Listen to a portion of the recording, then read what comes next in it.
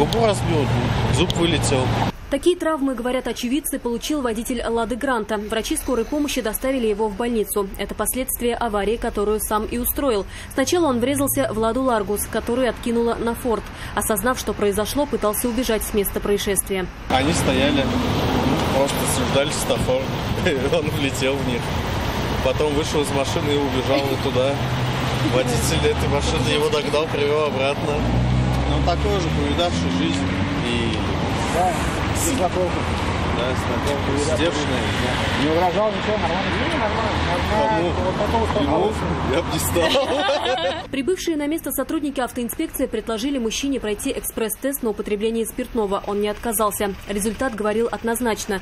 Водитель «Лады Гранта» был сильно пьян. Там 1047, что ли, 1047, что-то такое. Его отстранили от управления, машину увезли на штрафстоянку. А самого мужчину, вероятно, в скором времени лишат водительских прав с наложением штрафа в 30 000 рублей. Айгуль Бадрудинова, Айрат Назипов, Наиль Абдуллин. Вызов 112.